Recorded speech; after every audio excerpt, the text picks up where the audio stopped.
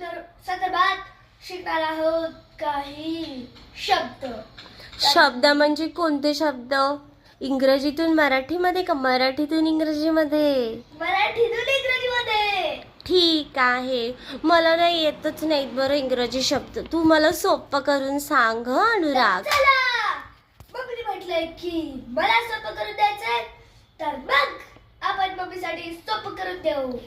ठीक आहे. मग मला सांग पहिले शाळेला काय म्हणतात? स्कूल. प्राचार्य?